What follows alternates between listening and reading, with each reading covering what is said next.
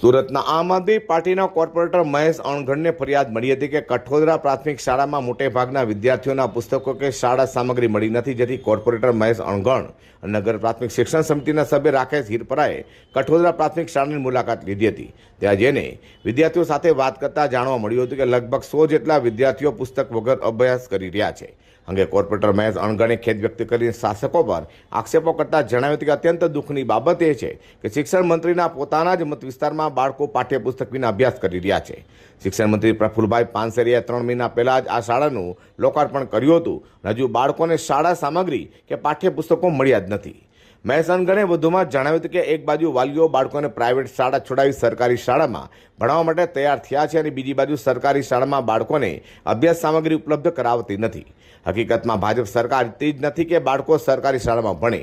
જો સરકારી શાળામાં ભણશો તો પ્રાઇવેટ શાળા સાથેનું સેટિંગ ભાંગી પડશે। તો અંતમાં મહેશ અણઘડે જણાવ્યું હતું કે શાળા તરફથી પણ વારંવાર રજૂઆત કરાઈ છે, પરંતુ પાઠ્યપુસ્તકો ઉપલબ્ધ કરવાની તસદીજ હજુ શાસકો કે તંત્રે લીધી જ નથી અને કહ્યું હતું કે હું શિક્ષણ મંત્રીને અપીલ કરું છું કે તાત્કાલિક આ શાળામાં વિદ્યાર્થીઓને પાઠ્યપુસ્તકો અને બીજી જરૂરી સામગ્રીઓ ઉપલબ્ધ કરાવે, જેથી બાળકોને ભણવામાં તકલીફ ના પડે અને તેઓનું ભવિષ્ય સુધરે। નમસ્કાર।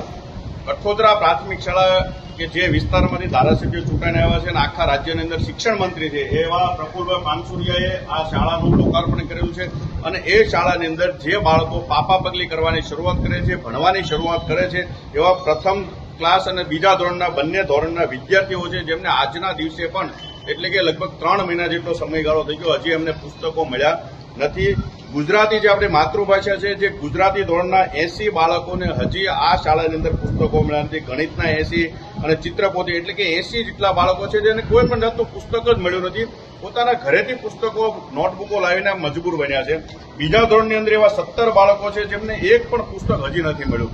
ત્રીજું ધોરણ, ચોથું ધોરણ, 5મું ધોરણ, એ દરેકે દરેક ધોરણની અંદર આજે પણ સંપૂર્ણ પુસ્તકો મળ્યા નથી। તકલીફ ક્યાં આવે છે કે લોકો એક તરફ અમે સરકારી શાળા તરફ વળાવવાનો પ્રયાસ કરે છે, પરંતુ જે ભારતીય જનતા પાર્ટીની સરકાર છે ઈચ્છતી જ નથી કે લોકો સરકારી શાળા તરફ વળે। એટલા માટે થઈને એવું લાગે છે કે જાણી જોઈને આવા બધા ખેલ પાડવામાં છે, બાળકોને પુસ્તકો ના મળે એ માટે પ્રયાસ કરે છે, જેથી કરીને લોકોનું સરકારી શાળા તરફથી ધ્યાન હટે અને પ્રાઇવેટ શાળા તરફ જાય। અને પ્રાઇવેટ શાળાઓ જો ચાલે તો મસ્ત મોટા કમિશનો આવા મંત્રીઓને અને ભારતીય જનતા પાર્ટીના શાસકોને મળતા રહે છે।